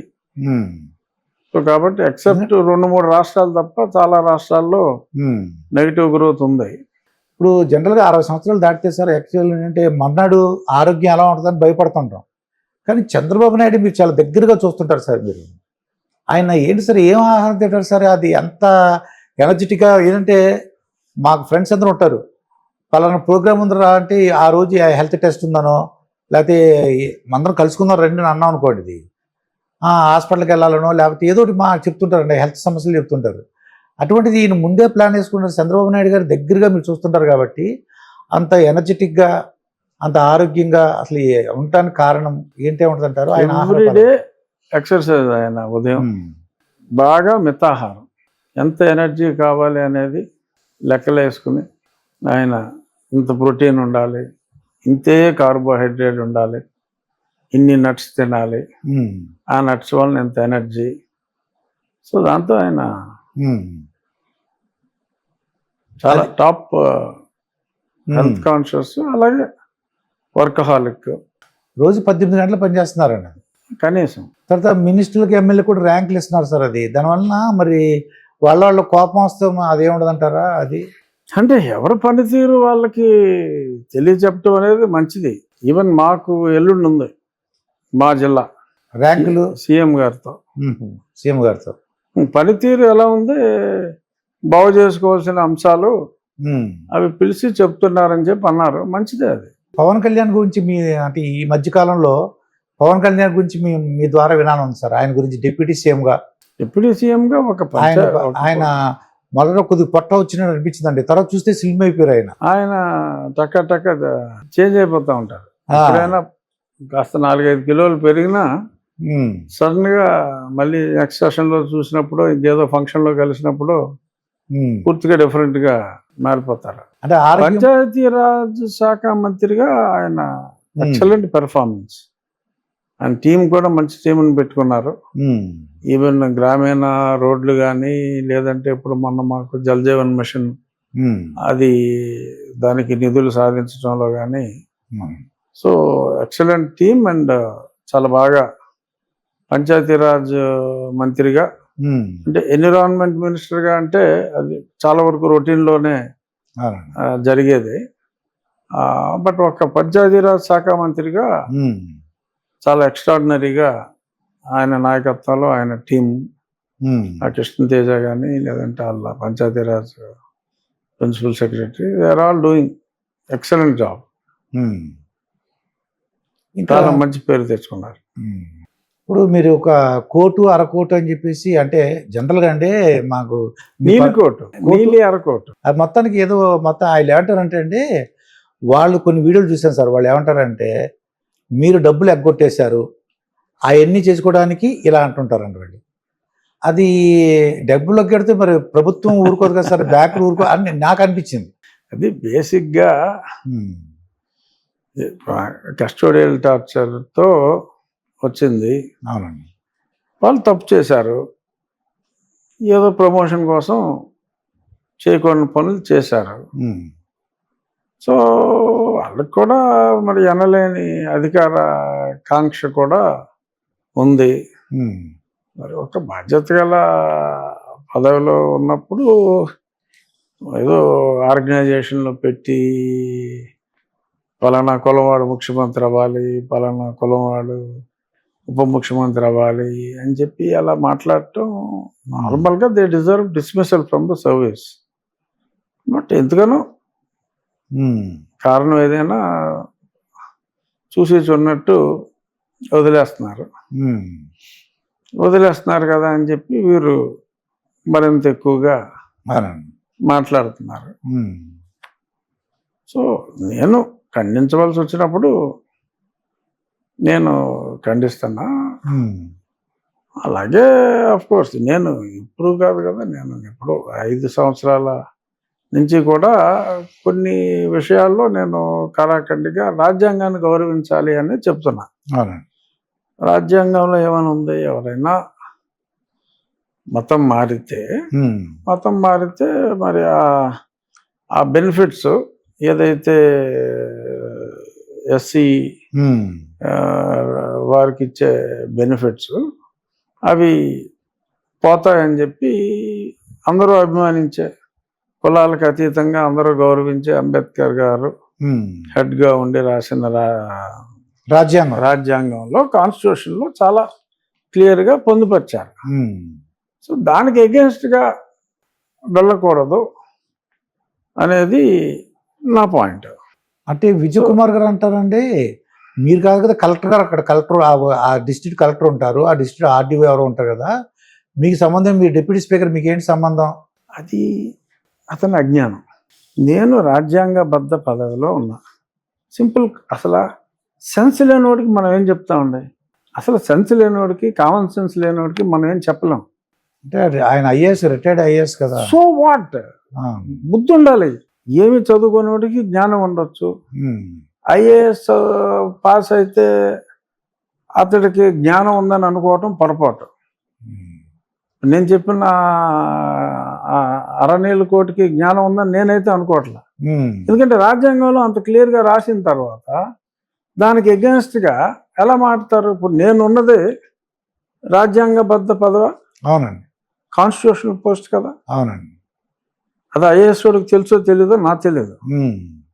మీకు తెలుసా? నాకు తెలుసు. కాన్స్టిట్యూషనల్ పోస్ట్ కదా. అవునండి. అంటే ఒక రాజ్యాంగబద్ధ పదవిలో, రాజ్యాంగంలో పార్ట్గా సృష్టించబడిన పదవిలో నేనుండి నేను రాజ్యాంగానికి వైలేషన్ జరుగుతూ ఉంటే నా కళ్ళ ఎదురుగుండా దాని గురించి మాట్లాడకూడదు, ఆ జిల్లా కలెక్టరు మాట్లాడాలి అని మాట్లాడటం అనేది అది బుద్ధిహీనతని సూచిస్తుంది. మీరు ఒక బుద్ధిహీనుడి గురించి నన్ను అడిగితే ఏమని మాట్లాడాలి చెప్పండి? అంటే మీకు తెలుసో లేదని మీకు నేను చూసింది మీకు చెప్పాను అంతే అండి. నేను చూసింది మీ దృష్టికి వచ్చిందో లేదో అనుకుని నేను చూసాను. అదైతే నా దృష్టికి అయితే రాలా. కలెక్టర్ గారు చేయాలి కదా, మీరు కలెక్టర్ గారు కదా. అతను ఏదో కలెక్టర్ పోస్ట్ ఎలగబెట్టుంటాడు ఎప్పుడో. కామన్ సెన్స్ లేకపోతే నార్మల్గా కలెక్టర్స్కి కామన్ సెన్స్ చాలా ఎక్కువగా ఉంటుంది. ఎక్కడో రేర్గా ఉంటారు ఏమాత్రం సెన్స్ లేని వాళ్ళు. బహుశా ఇతను ఆ కోవకు చెందినవాడు అయి ఉంటాడు. అతనే కదా ఏదో దళిత ప్యాంథర్ అని ఏదో పెట్టాడు అతనే అనుకుంటున్నాను. సో ఈ మధ్యన తరచూ కనపడుతున్నాడు. ఏదో రిటైర్డ్ స్పెంట్ ఫోర్స్ మాట్లాడుకుంటారు. వాక్ స్వాతంత్రం మరి అదే రాజ్యాంగంలో మాట్లాడి స్వేచ్ఛ ఇచ్చింది. ఏది మాట్లాడినా సరే నార్మల్గా ఏంటంటే టిపికల్ పొలిటీషియన్ కొందరిని చూసి భయపడతాడు. భయపడతారండి. అవునండి, టిపికల్ పొలిటీషియన్. ఆ భయం ఏమాత్రం లేనోడిని నేను. ఆ భయం ఏమాత్రం మీరు అనుకుంటే ఎన్ని చూసి వేసమెత్తు కూడా ఆ భయం లేనోడు నేను. సో అంచేత ఏదో వాక్కుంటే వాక్కుండ్రా, మీరు ఒకటంటే నేను రెండంట. అంటే భవిష్యత్తులో అంటే మీరు ఏమైనా ఇబ్బంది పడతారా అనేసి అలాగా, అంటే వాళ్ళ భవిష్యత్తులో అని. అది భయపడేవాడిని భయపెడుతుందండి. నాకు నేను రాజ్యాంగంలో ఉన్నదే మాట్లాడుతున్నా. ఓకే, నో డౌట్ ఇప్పటి ముఖ్యమంత్రి గారు, గత ముఖ్యమంత్రి గారు గతంలో అసెంబ్లీలో తీర్మానం ప్రవేశపెట్టి పైకి పంపించారు. ఏమని? దళితులు క్రిస్టియన్లుగా మారితే దళితులు వేరు, క్రిస్టియన్లు వేరు. అవునండి. దళిత క్రిస్టియన్లుగా పరిగణించబడి వారికి ఉన్న రిజర్వేషన్లు అలాగే ఉండాలి అని చంద్రబాబు నాయుడు గారు ఎప్పుడో అసెంబ్లీలో తీర్మానం పెట్టారు. సబ్సిక్వెంట్గా వైఎస్ జగన్మోహన్ రెడ్డి గారు తీర్మానం పంపించారు. నా పాయింట్ ఏంటంటే రాజ్యాంగంలో అది మారే వరకు రాజ్యాంగాన్ని పాటించవలసిన బాధ్యత ప్రభుత్వం మీద ఉంది. నువ్వు ప్రమాణ స్వీకారం నాడే నేను రాజ్యాంగం మీద ప్రమాణం చేస్తున్నాను, రాజ్యాంగాన్ని త్రికరణ శుద్ధిగా నేను ఫాలో అవుతాను అని చెప్పి నువ్వు ప్రమాణం చేసి how can you go against? తీర్మానం చేయొచ్చు. నీ అభిమతం ప్రకారం రాజ్యాంగానికి సవరణ చేసుకుందామని తీర్మానం చేయొచ్చు. తీర్మానం చేసి 10 ఏళ్ళు అయింది. ఇప్పుడు దాకా అది పుట్ట దాఖలు అయింది కదా. అవునండి. కనీసం పరిగణలో కూడా లేదు. అది లేదని సంగతి నాకు తెలుసు, అందరికీ తెలుసు. కానీ దాని గురించి ఎవరో మాట్లాడరు. ఎందుకు? అంటే ఓట్ల గురించేమో అనిపిస్తున్నాను. అనిపించింది కదా మీకు? అదే అనిపించవచ్చు అందరికి. బట్ నేను అనేది ఓట్లు అనేది రాజకీయాల్లో ఉన్న అందరికీ కావాలి. నేను రాజకీయాల్లో ఉన్నాను, నాకు ఓట్లు కావాలి. కానీ నువ్వు ప్రమాణం చేసిన తర్వాత రాజ్యాంగం మీద ప్రమాణం చేసిన తర్వాత రాజ్యాంగంలో ఒకసారి దళితుడు ఆర్ ఎస్సీ ఆర్ ఎస్టీ మతం మారితే వారికి ఉన్న రిజర్వేషన్స్ చెల్లవు అని చెప్పిన తరువాత మళ్ళీ దాని గురించి మాట్లాడకుండా ఇప్పుడు చల్లని ఒక తీర్మానాన్ని పెట్టుకుని వీళ్ళు అదే పనిగా దాన్ని మాట్లాడుతూ ఎవడైనా మాట్లాడితే ఎస్సీ ఎస్టీ కేసులు పెడతామని చెప్పి బెదిరించడం. అరే నువ్వు క్రిస్టియన్ అయ్యాక నువ్వేంటి ఎస్సీ ఎస్టీ కేసు పెట్టింది అంటే క్రిస్టియన్ అవుతాయి కానీ వాళ్ళకి ఇంకా సర్టిఫికేట్ ఉందమ్మా సార్ వాళ్ళకి చల్లదండి. ఓకే, ఒక సర్టిఫికేట్ ఉండొచ్చు, చల్లదు. అది ఎప్పుడు తెలుస్తుంది? తెలుసుకుంటే తెలుస్తుంది. ఇప్పుడు ఈ పోరాడే వాళ్ళందరూ సింపుల్ క్యాల్కులేషన్ అండి. సెన్సస్ ప్రకారం నా జిల్లాలో రాష్ట్ర యావరేజ్ కూడా 1.8% క్రిస్టియన్స్ అండి. క్రిస్టియన్స్. చర్చిలు రాష్ట్రంలో 35,000 దేవాలయాలు ఉంటే 30,000 చిల్లర చర్చిల్లో ఉన్న పాస్టర్లకి జగన్మోహన్ రెడ్డి హయాంలో డబ్బులు ఇవ్వటం మొదలుపెట్టారు. 30,000 అంటే దేవాలయాలు 35 ఉంటే 30,000 చర్చిలు ఉన్నాయి. కానీ population 1.8% as per the census Christians. అదేంటి? అది నిజంగా ఇతర కులాల వారు లేకపోతే ఒరిజినల్గా ముందు నుంచి బ్రిటిష్ టైం నుంచి ఉన్న క్యాథలిక్ ఫ్యామిలీస్ అవే తప్ప ఈ మతం మారిన ఎస్సీ ఎస్టీ నుంచి ఎవ్వరూ కూడా పిసిసి సర్టిఫికెట్ ఫాలో అవ్వట్లా. ఆ సర్టిఫికెట్నే ఉంచుకుంటున్నారు.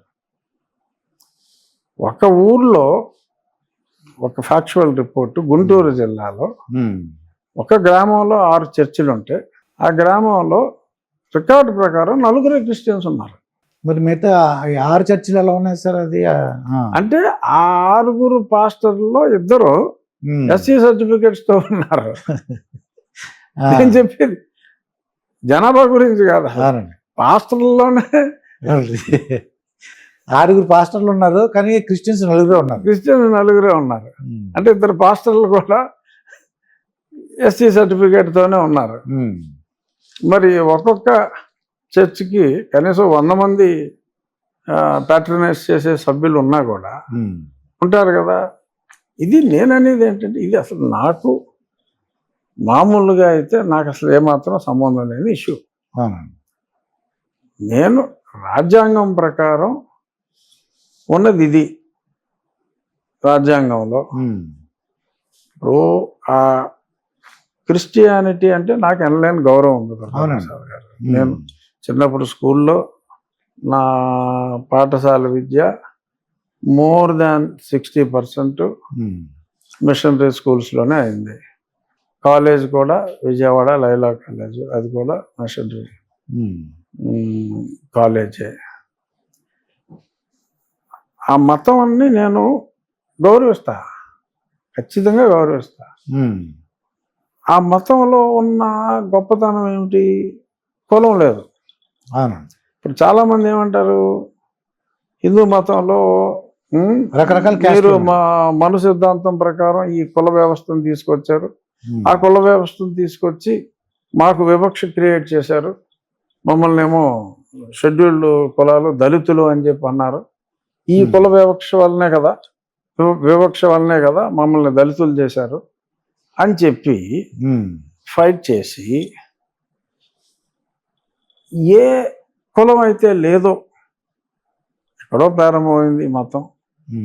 జెరూసలంలో ప్రపంచవ్యాప్తంగా పేరొందింది. ఎక్కడా కూడా క్రిస్టియానిటీ ఉన్న ఏ దేశంలోనూ ప్రపంచంలో కులం అన్నది లేదు. కులం అన్నదే లేదు. కులం అన్నదే లేని ఒక గొప్ప మతంలోకి ఇప్పుడు నువ్వు వెళ్ళి ఆ మతంలోకి కులాన్ని నువ్వు ప్రవేశపెడతావా లేదా అని చెప్పి మాట్లాడటం సమంజసమా? దాన్ని రేపు కేంద్ర ప్రభుత్వం మనం ఇలాగ క్రియేట్ చేద్దాం, ఆ మతంలో కులాన్ని చూపిద్దాం అని ప్రయత్నిస్తే ప్రపంచవ్యాప్తంగా ఉన్న ఆ మత సంస్థ అధినేతలు దాన్ని సహిస్తారా? కుదరదేమో అనుకుంటున్నాను. ఎందుకంటే అది ప్రపంచవ్యాప్తంగా ఉన్న మతం కదా అది.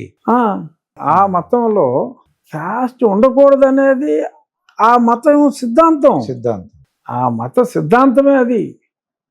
అందుకనే దాన్ని గౌరవిస్తూ ఆ మతంలోకి వెళ్ళినప్పుడు దళితులకి ఇచ్చే రిజర్వేషన్లు దానికి చెల్లవు. అది బీసీసీగా పరిగణించబడతారు. ఆ బీసీసీకి కూడా కొంత కేటగిరీ ఆఫ్ రిజర్వేషన్స్ ఇచ్చారు. ఇచ్చి ఎవరైతే కుల వ్యవస్థ నుంచి బయటికి వెళ్ళిపోతారో వాళ్ళకి ఆ కులానికి ఉద్దేశించిన రిజర్వేషన్లు చెల్లవు. ఇంకా ఈ కులంలోనే ఈ హిందూ మతాన్ని మేము అనుసరిస్తాం, ఈ కుల వ్యవస్థ మాకు సమ్మతం అని ఎవరైతే ఉన్నారో వారికి న్యాయం జరగాల్సిన అవసరం ఉంది ఉద్యోగాల కల్పనలో అన్నిటిలో. కాబట్టి వారికి ఇది ఇస్తున్నాము అని చెప్పి రాజ్యాంగంలో రాశారు. రాజ్యాంగం ఎన్నోసార్లు అమెండ్ చేశారు. 107 సార్లు 108 సార్లు చేశారు. చేసుకుంటే చేయండి. చేసిన తర్వాత దాని గురించి మాట్లాడదాం తప్ప కలెక్టర్ చేయాలి లేకపోతే ఇంకొకటి చేయాలి అని చెప్పి ఎవరో పనికిమాలిన మాటలో మనం పట్టించుకోకూడదు. ఏదైనా సర్టిఫికేట్ రద్దు చేయాలి అంటే ఎస్సీ సర్టిఫికేట్ కలెక్టరే చేయాలి. మా దగ్గర కలెక్టర్ గారే చేశారు. ఒక కంప్లైంట్ వస్తే వెరిఫై చేసి వారి తల్లిదండ్రులను ఎక్కడ ఖననం చేశారు అవన్నీ చూసి వాళ్ళు రెగ్యులర్గా చర్చ్ ప్రాక్టీసు, చర్చిలో మేజర్ ఫండరు, చర్చికి సెక్రటరీగా ఉంటాం, ఇవన్నీ కూడా చూసి ఎవరో ఒకరిని క్యాస్ట్ సర్టిఫికేట్ రద్దు చేయడం జరిగింది. ఓకే, రద్దు చేసే అధికారం కలెక్టర్కే. బట్ నా దృష్టికి వచ్చింది అనుకోండి, కంప్లైంట్ చేసే అధికారం నాకు ఉంటుంది. నువ్వెవడో చెప్పడానికంటే వాడి అజ్ఞానాన్ని చూసి నవ్వుకోవడం తప్ప నేను చిల్లరగా మాట్లాడలేను కదా. ఓ మందహాసం, ఆపై మౌనం, వాక్కొని అంతే. అంటే మీరు పడిపోయినప్పుడు ఎన్ని ఎముకలు ఏం జరిగింది మాకు తెలియదు, కానీ కొన్ని వీడియోల్లో వాళ్ళు చాలా ఆనందపడ్డారు సార్. ఎన్ని ఎముకలు ఇరిగి అసలు మామూలుగా కాదు, చాలా చాలా ఆనందించారు. ఇప్పుడు ఆనందించిన వ్యక్తి కూడా ఇప్పుడు బోడే రామచంద్ర యాదవ్ గారిని తీసుకుని ఏదో గర్జనలని వెంకారాలని చాలా ఊర్లో తిరుగుతున్నారు. అంటే మాకు తెలియదండి ఎన్ని అసలు ఎముకలు మామూలుగా దెబ్బ తగిలింది తెలుసు, కానీ ఎక్కడ తగిలింది ఎన్ని ఎముకలు ఇరిగినాయి మాకు ఆ వీడియోల ద్వారా మాకు తెలుస్తుంది. రాజుగారికి ఎన్ని ఎముకలు ఇరిగినాయి అన్నీ ఒకటో రెండో లేదు. ఎరగాలని కోరుకున్నట్టున్నారు. బట్ నాకు ఇక్కడే రిస్ట్ దగ్గర ప్లేట్ వేశారు. ఆల్రెడీ 20 days అయింది. సో ఓకే, అనదర్ 2-3 weeks అంటే నార్మల్ అవ్వాలంటే టైం పడుతుంది పూర్తిగా. చిన్న బరువు ఎత్తాలన్నా నేనేముంది, నేను 4వ రోజు అసెంబ్లీ చైర్లో ఉన్నా, 6వ రోజు భీముడాష్ వేశాను. నాకు తెలిసిన ఫస్ట్ డే మిమ్మల్ని చెయ్యి మూవ్ చేయమంటారు. జరిగింది, చేయలేకపోయాను. So coming back to this, so ఇదేంటంటే ఈ రకంగా నువ్వు పక్క మతాన్ని ద్వేషించొద్దు అని చెప్తున్నా. మొన్న మా ఊర్లో ఇప్పటి నుంచో 100 సంవత్సరాల పైగా రామాలయం ఉంది. అది సార్ గొడవ, రామాలయం గొడవ. ఇప్పుడు 100 సంవత్సరాల పైనుంచి రామాలయం ఉంది. అక్కడ దాని మీదే రామాలయం అని జూమ్ చేసి చూడమని అన్నారు, చూడమన్నా రామాలయం అని చెప్పి. ఇప్పుడు దాని మీద కూడా రాత్రి నేను అది పెట్టిన వెంటనే రాత్రి మళ్ళీ దాని మీద పెయింట్లు వేశారు వాళ్ళు వచ్చి. ఎన్నేసినా చరిత్ర జరిపేస్తే జరిగిపోదు, చింపేస్తే జరిగిపోదు, ముత్యాల ముగ్గులో గోపాలరావు అన్నట్టు. సో అది చాలా స్పష్టంగా ఉంది. రికార్డ్స్ అన్ని కూడా అక్కడ రామాలయం ఉందనే ఉంది. దానికి కరెంట్ ఇచ్చిన దగ్గర నుంచి కరెంటు బిల్లు కూడా ఇన్వాయిస్ అంతా రామాలయం అనే ఉంది. సో ఆ తర్వాత అదే అక్కడికి వెళ్ళినప్పుడు డిస్కషన్ వచ్చింది, ఎవరో మేమంతా ఇక్కడ క్రిస్టియన్సే ఉన్నాము అంచేత ఈ గుడి క్లీన్ చేసినా మేము ఒప్పుకోమని వాళ్ళు మాట్లాడతాం. తర్వాత వాళ్ళే కొంత రియలైజేషన్ వచ్చి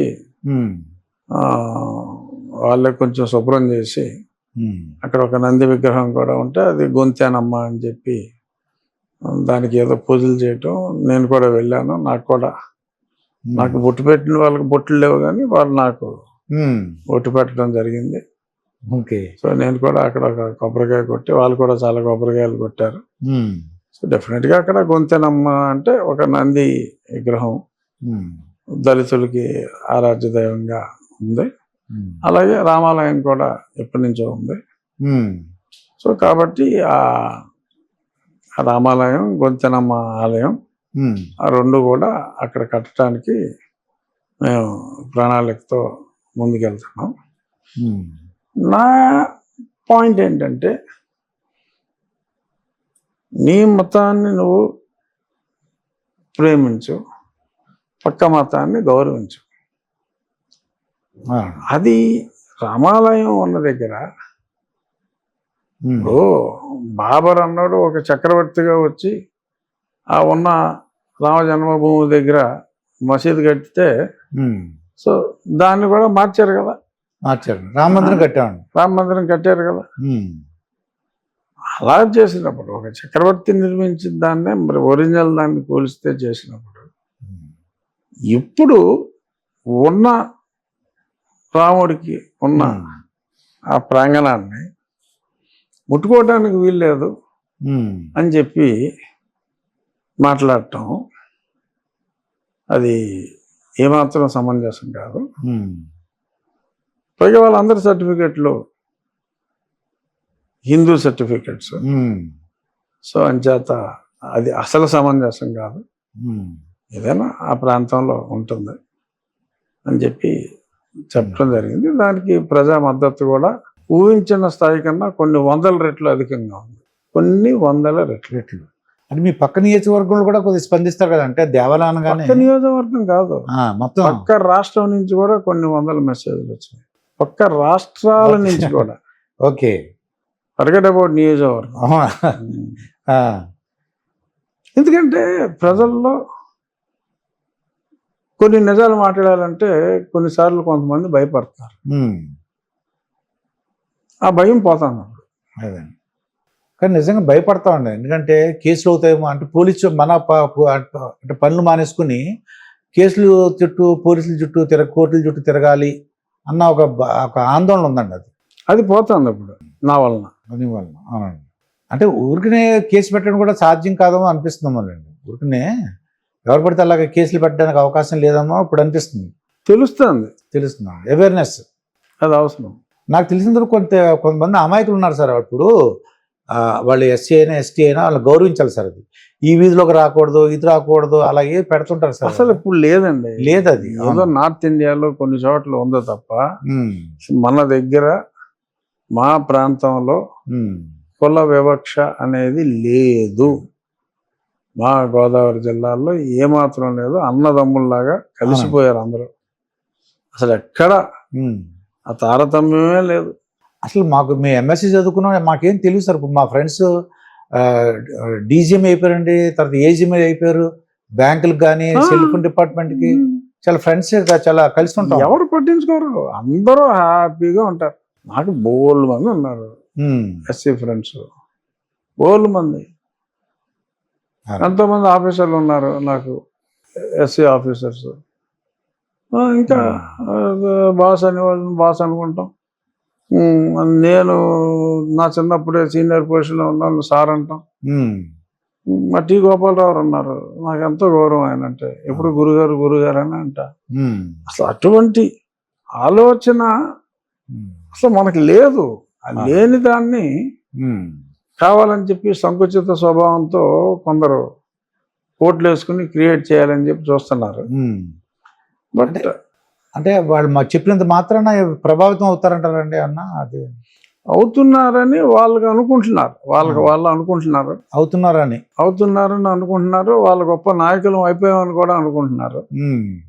ఇప్పుడు ఏముందండి, ఇప్పుడు మొన్న ఇలాగే అనుకునే ఒక నాయకుడు తాటికొండలో మంగళగిరిలో పోటీ చేశారు 2 చోట్ల. తాటికొండలో 71 కోట్లు వచ్చినాయి ఫుల్ కోట్కి. రేపు 1/2 కోటి పోటీ చేసినా అంతే ఉంటుంది, 1 ఓటు అటు ఇటుగా. ఎందుకంటే వీళ్ళు విజ్ఞత మర్చిపోయారు. కానీ ఓటు వేసేవారు దళితుడు కావచ్చు, బ్రాహ్మణుడు కావచ్చు, క్షత్రియుడు కావచ్చు, కమ్మ కావచ్చు, ఓటు వేసేవాడికి విజ్ఞత ఉంది. అదే మంచి చేస్తారా చెడు చేస్తారా ఏంటని ఓటు వేసేవాడికి విజ్ఞత ఉంది. లేదంటే మరి 71 కోట్లు రావటం ఏంటి? People are smart. అది లేని దాన్ని ఏదో రెచ్చగొట్టి మాట్లాడాలన్నా సరే పబ్లిక్ తెలివైన వారు. సో అంచేత never under estimate the voter.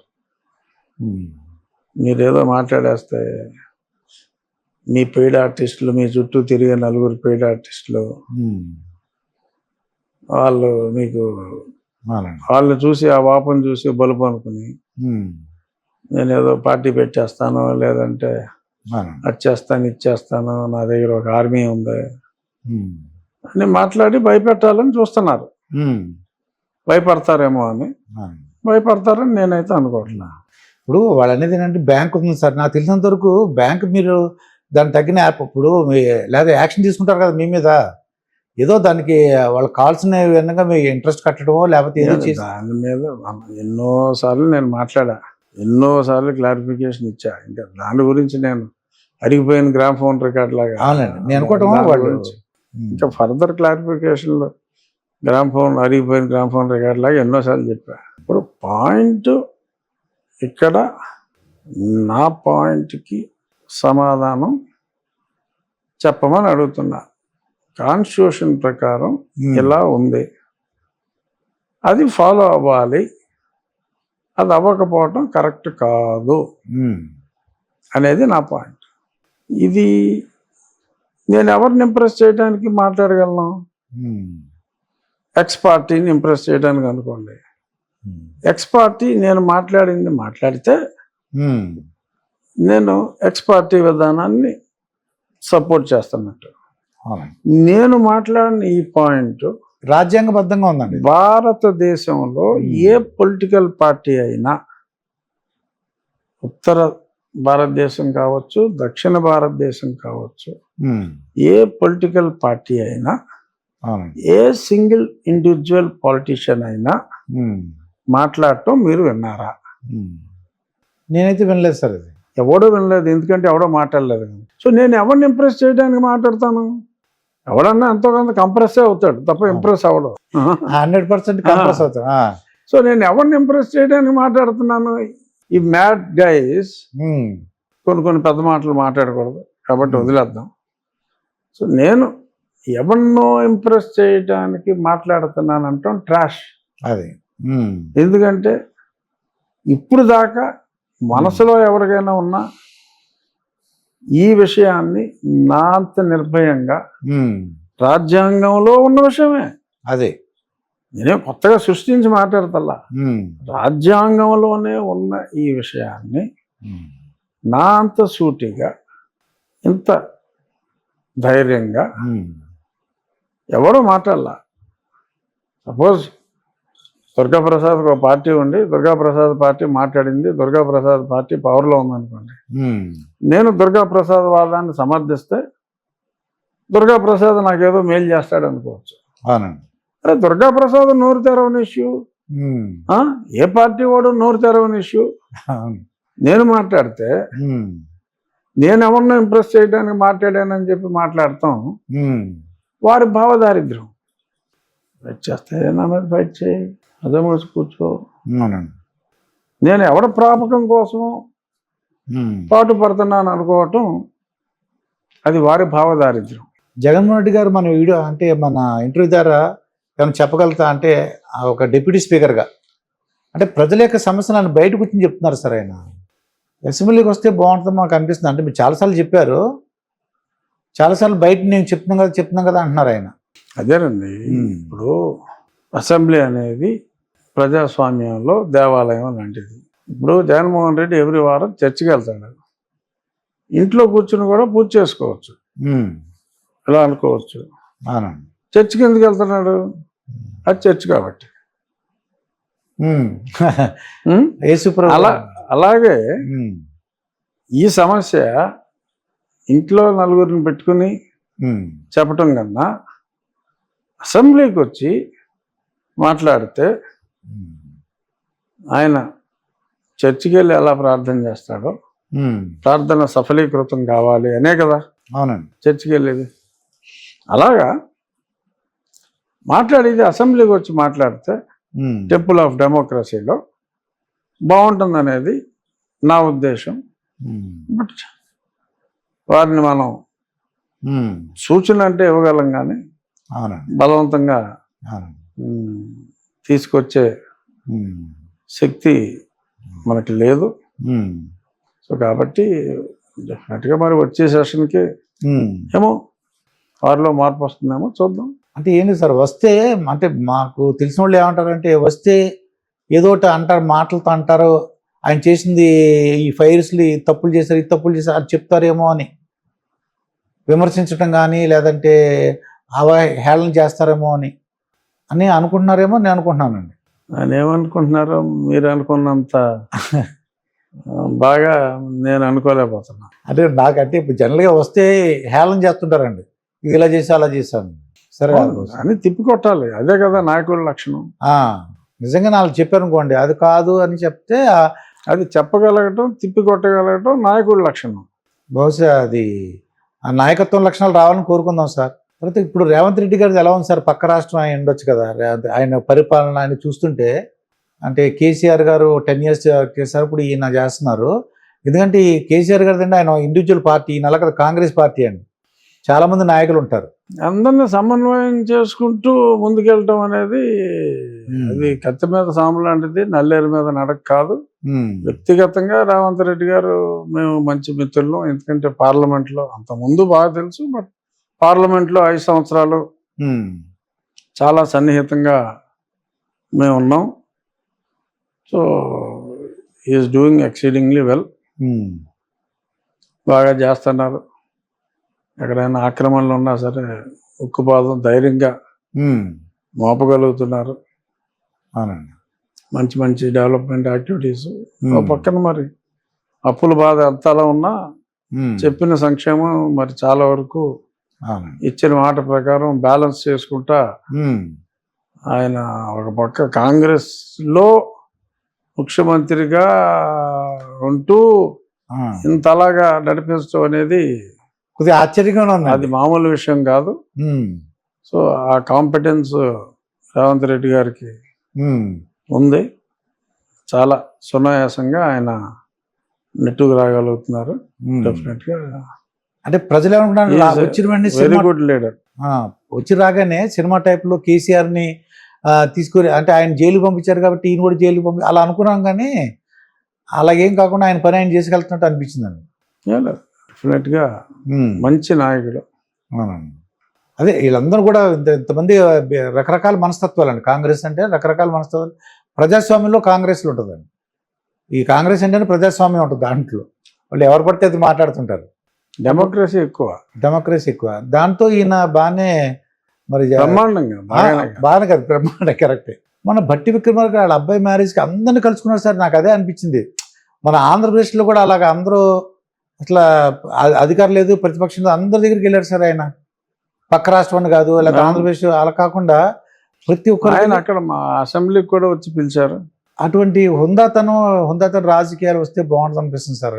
అంటే అన్ని చోట్ల, మన రాష్ట్రమే కదండి, అన్ని చోట్ల ఉండాలి హుందాతనం. అంటే ప్రతిపక్షంలో ఉన్న వాళ్ళు ఇంట్లో ఫంక్షన్ ఉన్నా మన ఇంటి ఫంక్షన్ రావాలి, అధికారంలో ఉన్న వాళ్ళు వీళ్ళు రావాలి, అలా అనిపించింది అన్నారు. అవును. చాలాసార్లు మీరు డిప్యూటీ స్పీకర్గా ఉండి స్పీకర్ల మీటింగ్కి వెళ్తుంటారు సార్. అక్కడ ఏమన్నా ఒక 2 పాయింట్లు చెప్పగలరా సార్? అక్కడ మీరు అబ్జర్వ్ చేసిన పాయింట్లు ఏ ఇంటర్వ్యూలో చెప్పుకుంటారేమో అనుకుంటున్నాను నేను. మీరు చాలా ఇది స్పీకర్ల మీటింగ్ అక్కడికి వెళ్ళినప్పుడు మేము ఎక్కువగా నేను మా స్పీకర్ గారు మాట్లాడేది ఆ అసెంబ్లీ పరిదినాలు పెరగాలి అని. వాళ్ళ దగ్గర నుంచి నేర్చుకునేది ఉంటుంది సార్. సీనియర్స్ ఏమైనా ఉంటారండి, అంటే బాగా స్ట్రిక్ట్గా ఉండి భయపెట్టేసి, అంటే ఎమ్మెల్యేలు ఎంపీలు అందరూ ఫుల్ అటెండెన్స్ వచ్చేలాగా చేసేయడం? లేదు పెద్దగా. మీరు డిప్యూటీ స్పీకర్గా ఉండి ఏంటంటే ప్రతిపక్షం లేని, అంటే ప్రతిపక్షం రాని డిప్యూటీ స్పీకర్గా ఉన్నారు మీరు ప్రస్తుతం. వాళ్ళు కూడా వస్తే కొంచెం సరదాగా ఉంటుంది సార్. అది చాలా అంటే వాడి వేడిగా అంటాం కదా, వాడి వేడి ఏం లేదు మాకు. ఏంటంటే మామూలుగా సాదా అసెంబ్లీ జరుగుతుంది, ఏదో జరగాలని వాళ్ళు జరుగుతుంది అంతే అనిపిస్తుంది. మీ డైలీ రొటీన్ ఎలా ఉంటుంది సార్? అంటే హుండీలో ఉన్నప్పుడు ఎలా డైలీ రొటీన్ ఎలా ఉంటుందండి? ఉండిలో ఉన్నప్పుడు వారంలో 4 రోజులు అక్కడే ఉంటున్నాను కనీసం. సో అక్కడ ఉన్నప్పుడు ఎప్పుడు తెల్లారుతుందా ఎప్పుడు రాత్రి అవుతుందో తెలియదు. అంటే చాలా ఏదో ఒక ప్రారంభోత్సవం లేకపోతే సైట్లు ఇన్స్పెక్ట్ చేయటం, జనం కూడా చాలా ఎక్కువగా ఇంటికి వస్తూ ఉంటారు రకరకాల సమస్యల మీద. సో వారానికి 4 రోజులు చాలా యాక్టివ్గా ఉంటారండి. హెక్టిక్. ఎందుకంటే ఉండి కూడా ఇదివరకు కన్నా బాగా డెవలప్ అయినట్టు అనిపించాలి. బాగా చేస్తున్నాం. మొత్తం ఈ కాలువలు కావచ్చు, డ్రైన్లు కావచ్చు, మంచినీటి సౌకర్యాలు, విలేజ్లో ఇతర వర్క్లు ఎక్కువ ప్రజల్ని మోటివేట్ చేసి సిఎస్ఆర్ నిధులు బాగా తీసుకొచ్చి, సో చాలా చాలా అంటే మీ స్నేహితుల యొక్క సహకారం కానీ చాలా ఎక్కువ. మెయిన్ అదే స్నేహితుల సహకారం. బయట నుంచి పబ్లిక్ ఇన్స్టిట్యూషన్స్ నుంచి సిఎస్ఆర్ ఫండ్స్ తీసుకురావటం, వాటితోటి చాలా ఎక్కువ పనులు చేశాం. ఒక ఎగ్జాంపులరీగానే చేశాం. మొన్న సాంస్కృతిక కార్యక్రమాలు బాగా నచ్చిన కార్యక్రమం ఏది సార్? అంటే మీ కార్యక్రమం బాగుంది. సుందరపు విజయ్ కుమార్ గారు కూడా బాగా పాడారు సార్, ఒక పాటలు బాగా పాడారు. నేను చూడలే, నేను నా మేకప్ దాంట్లో ఉన్నట్టున్నారు, బాగా పాడారండి ఆయన. మీకు బాగా ఇంప్రెస్ నచ్చిన ప్రోగ్రామ్ ఉందా సార్? బాగా జ్ఞాపకం ఉందండి? అంటే అందరూ బాగా చేశారు. నాకు వీళ్ళు చేసింది మా చీఫ్ విప్ అంజల్ గారు, విష్ణు కుమార్ రాజు నన్ను సన్నగా చూపెట్టాలి ఆ ప్రోగ్రామ్. హోంమంత్రి అనిత గారు మేడం గారు కూడా అరుపులు కేకలటండి. అదే ఒక అంటే ఏమొద్దంటే ఎవరికైనా అక్కడ మినిస్టర్లో అది ఉండదండి, ఒక ఆనందకర విషయం జరిగినప్పుడు జరుగుతుంది. మీరు నెక్స్ట్ పౌరాణిక పాత్ర ఇంకో మంచిది సెలెక్ట్ చేసుకోండి సార్. 20 కేజీలు తగ్గైనా సరే కృష్ణులాగా ఉంటే బాగుంటుంది. కృష్ణులాగా ఉండాలనిపిస్తుంది నిజంగానే. అదొక ఇది సార్. అది అన్నాను కదా, RRRలో రామారావు గారు, రంగారావు గారు, రాజు గారు, అదే రఘురామకృష్ణరాజు గారు. RRR లాగా రావాలి సార్ మాకు అంటే. తప్పకుండా మాకు కూడా అవకాశం ఇవ్వండి సార్. తర్వాత మీరు ఇంకో గొప్పతనం ఏంటంటే పిల్లల్ని ఎంకరేజ్ చేస్తున్నారు సార్ అసెంబ్లీ చూడడానికి. అవును, ఈ మధ్యకాలం ఎప్పుడు చూడలేదు నేను. చాలా ముందు ఒరిజినల్ గా మాక్ అసెంబ్లీ పెట్టాలనేది లోకేష్ గారి ఐడియా. చాలా బాగా పెట్టారు, చాలా బాగా అయిన తర్వాత అసెంబ్లీ చూడటానికి పిల్లల్ని, స్కూల్ పిల్లల్ని పిలవాలనేది మా స్పీకర్ గారి ఆలోచన. సో అది కూడా సుమారు ఒక 6,000 మంది వరకు రావటం జరిగింది మొన్న సెషన్లో. ఇదే రేపు రాబోయే సెషన్లో కూడా మిగిలిన స్కూల్ వాళ్ళని కూడా ఎలా చేస్తారు కదండి, అనుమతిస్తారు. ఎందుకంటే వాళ్ళకు కూడా తెలియాలి సార్. అంటే అసెంబ్లీ ఎలా ఉంటుంది, అంటే స్పీకర్ గారు ఎలా ఉంటారు, డిప్యూటీ స్పీకర్, మినిస్టర్లు అంటే హాల్ ఎలా ఉంటుంది, రావాలి. It continue. యుద్ధంతో ఆలోచన చాలా మీ మంచి ఆలోచనతో మరిన్ని ఉన్నత పదవులు రావాలని కోరుకున్నాం సార్. మీ అభిమానులు అయితే వాళ్ళతో నేను చెప్పా, సార్తో ఏంటంటే టీటీడీ చైర్మన్ నెక్స్ట్ ఆయనేమో అడగండి సార్ అన్నారు. ఏమో వెంకటేశ్వర స్వామి ఇష్టం, చూద్దాం సార్ అది. థ్యాంక్ యూ, నమస్కారం. ఇదండి deputy speaker of Andhra Pradesh Raghu Rama Krishna Raju గారితో RRR గారితో జరిగిన ఇంటర్వ్యూ. మరొక ఇంటర్వ్యూతో మీ ముందు ఉంటాను. మీ మాస్టర్ దుర్గా ప్రసాద్.